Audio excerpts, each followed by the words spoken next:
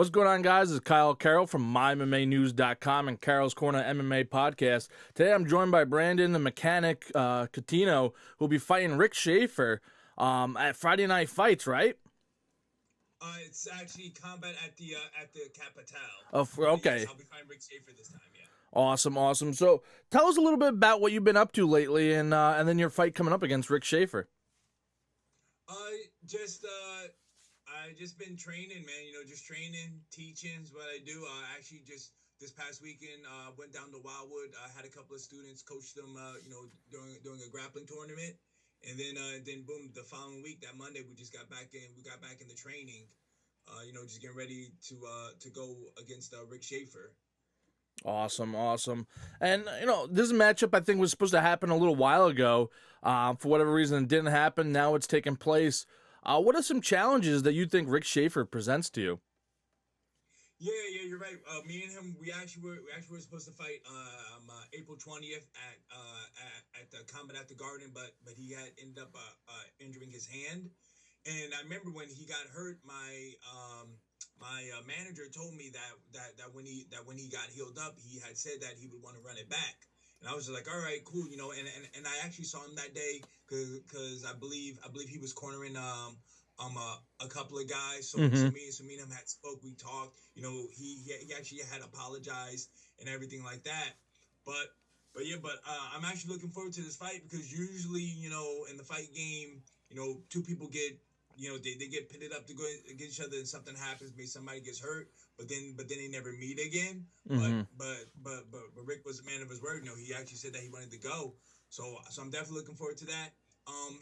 What he offers. I mean, I seen a couple of his fights. I know he kind of switches his stance here and there. So I think he's really a lefty, but sometimes he can go righty. So that can kind of throw people off. And I remember the one fight I saw. I think when he gets into a groove, he can get fancy with his kicks. He'll throw some spinning kicks at you. So you kind of got to make sure you're just aware of what's going on.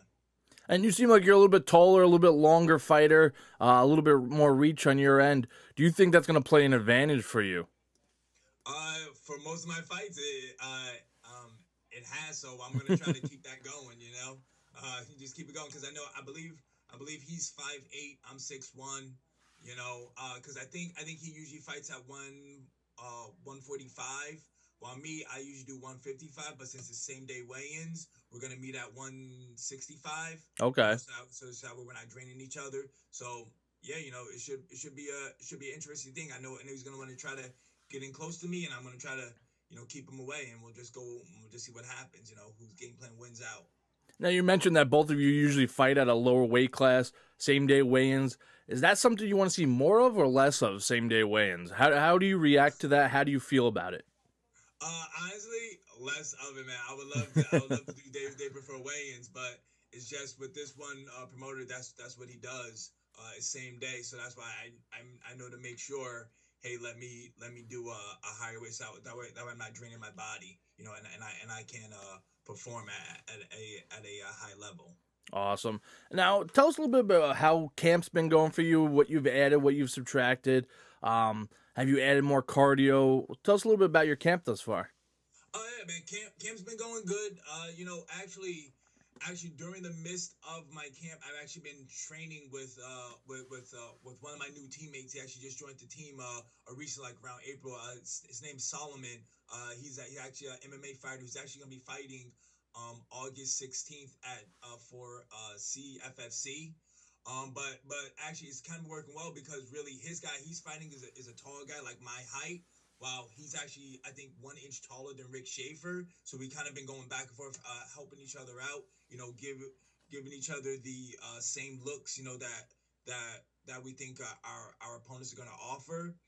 And then for me, besides that, that's what I've been working with a good amount is just kind of really get down back to basics, like what's gonna work for me, what it is that I like to do. And yeah, man, just also too making sure that I'm getting my conditioning up, because to me I just feel like as long as my conditioning is 100%, I don't think anybody can really stop me. Awesome. And this is a professional fight. What's your record going into this fight? I am. I'm like, man, I gotta think about. I'm 5-1. I'm 5-1. 5-1. Okay, so say you walk away with the victory after this fight. Where do you go from here? What are you doing with your career from here? I know what's the goals, short term, long term. I mean, after this win, I know. I believe there's gonna be another combat at the Garden coming up. I think in maybe November, December time. So Mm-hmm. that would be the next thing. But if not, really, like that's short term. Short term, if it's there, but really long term is I want to get to Glory. I want to get to Glory Kickboxing. They know I've been in talks with them. Hopefully maybe another solid win. Highlight reel W. They'll definitely give me a call back because I'm hoping that maybe they'll come back around this time as well in the fall, and I can get on their card. You kind of led into my next question. How important is it to get a highlight reel finish, say a KO knockout or a head kick knockout or some sort of big KO against a guy like Rick Schafer to get that call and go to the next level to Glory? I mean, I mean, Is the W more important or is the highlight reel finish? it's like it's kind of like it's one of those things where like I feel like in my progression, I feel like W's have been going well, but now I feel like it's time for me to maybe to put that flash. Because like before my last fight in April, I was really kind of on a momentum swing. Like I got a finish, and then Mm-hmm. the next fight after that, I think I won like 30-24 in the scorecard. So I was really like kind of moving up, and then this last fight kind of brought me back down. So I think maybe it's time to get try to put on a show for the fans, and hopefully catch that eye of somebody. Now I hear a lot of fighters always say they want to put a show on for the fans. When you train in your gym, are you training for that like flash knockout, or is this something you just stick to the basics, and you know in the back of your head that if you stick to the basics, things will open up, and when it does, that's when you jump on the opportunity to get that highlight reel finish? Yeah, usually like my mindset is usually if you chase the knockout, you'll get knocked out. Okay. Like just do your thing, and again, the opportunities they will come. You know, like my thing is just see. When I see the openings, that's when I'll pounce on it. Mm-hmm. But don't go looking. Don't go as I always like to tell my students. Don't go fishing for things because when you go fishing, usually when you fish, you don't ever catch anything. You know, so that's why I say don't go fishing. Gotcha. And I know last time we spoke, you were talking about branding and getting more media attention and marketing yourself. How have you improved on doing that? And how are you, I guess, getting your name out social media wise and branding wise? Kind of. Like I'm trying to think. Kind of like I guess really kind of been staying the same. I didn't just wait for the next fight. Like I said, just I'm trying to do this interview with you. Then actually I got another media outlet. They kind of got notice of me. So Awesome. hopefully I might be able to do something with them soon as well. And then even I just got hooked up with a chiropractor, so I think they're gonna do like a little maybe video as well and put me in their little video. So that right there is something because I actually just did a photo. I did a photo for them, and they like posted out on social media Oh, like cool. talking about me and everything like that. And then like I said, just got more stories coming. I got this thing. There's one person. It's called a Rise Up Rosie. I know it's usually mostly women, but their fan base is kind of all over. But they want to start doing men. Like I think in November they want to do something like strictly just men stories Mm-hmm. because usually men November is like Movember for men. With the mustaches and Yeah. everything like that. So I think they want to try to do something with me during that month, so they can expand their male base as well there. Awesome. So it sounds like you got some opportunities and things are starting to grow for you. You're talking about the chiropractor. I assume he's like a sponsor as well for you. Do you use a chiropractor often, and how well does it work for you? I know some people, you always hear different stories, and then people either use it and love it, or they feel like they use it and then always need it for the rest of their life? Yeah, no, I actually use them a majority of the time. I started going to him. I want to say I think it was March. March is when I started going to him. He's actually a friend. He's a friend of a friend. Okay. So they hooked up because it was crazy because I came across YouTube of this chiropractor guy, and I just was watching his YouTube videos, and I was just listening to how like chiropractic, health was, like how it helps you and everything like that, and just made me be interested in seeing a chiropractor. And my friend was saying like, oh, she knows somebody, you should go see him and everything like that. And then she actually just set up an appointment for me, like she did it for me, my friend. So I went, saw, I met him and his wife. Then they did their things, and then boom, we've just been hooked up ever since, and I love it. Like I really feel like my posture is getting better, Mm-hmm. my movement, and every time I go see him, he's like saying like we used to be where I would see him 3 times a week, then it was 2 times a week, then it was once a week. Now it's once every other week now. Okay. So definitely getting better. Now, like you're talking about how the less you're using them, but it's helping you better.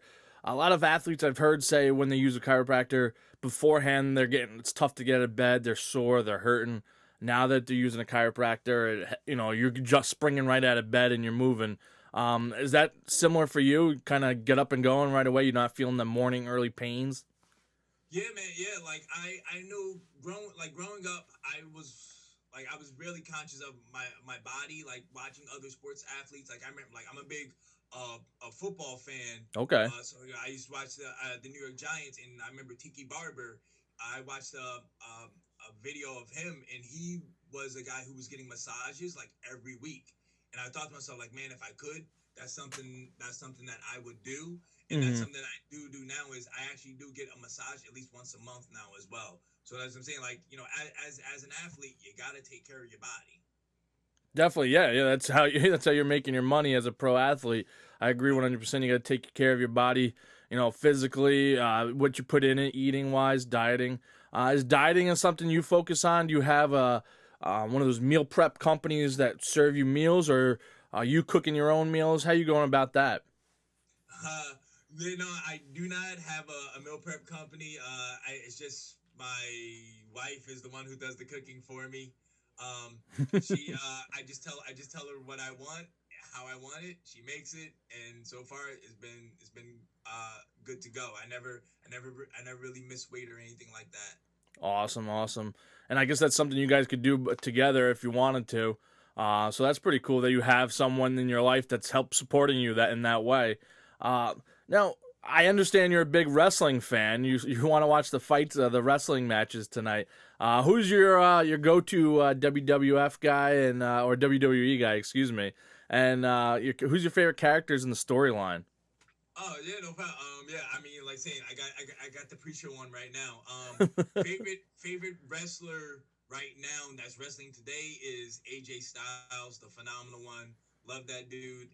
Even before he was in WWE, he's my favorite guy. All time though, Bret Hart, Bret the Hitman Hart. That's actually where my nickname, the Mechanic, kind of comes from. It's based Okay. off of him. He was my favorite wrestler going on, and I always liked the nickname the Hitman. But when I was coming out, everybody was the Hitman. You had like Mm-hmm. Anthony Pettis, and like a whole bunch of wrestlers and boxers and kickboxers that are all called the Hitman. And then I think the movie The Mechanic came out, and Mechanic was another way of saying Hitman, and I just thought that was cool. And so that's how it got caught on.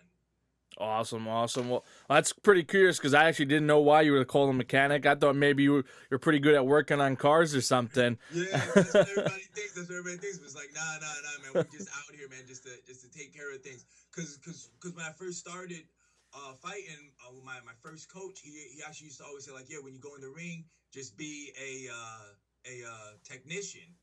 Just be technical. And I'm like, yeah, you know what? Another way of being another technician is also a mechanic as well. So it just worked out.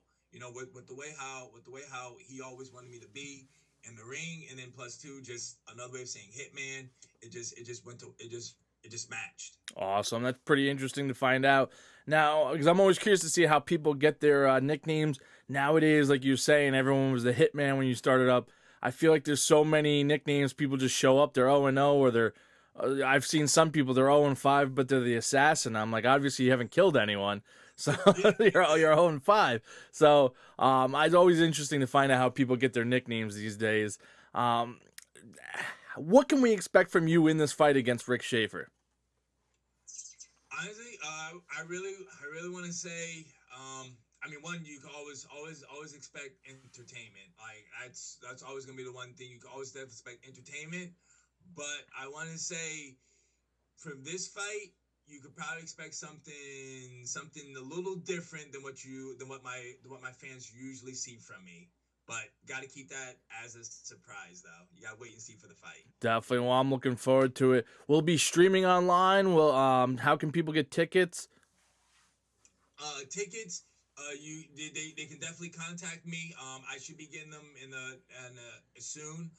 Streaming wise, I'm not sure yet. I haven't heard anything. They usually kind of tell me a week before in advance. That way I can start spreading it out.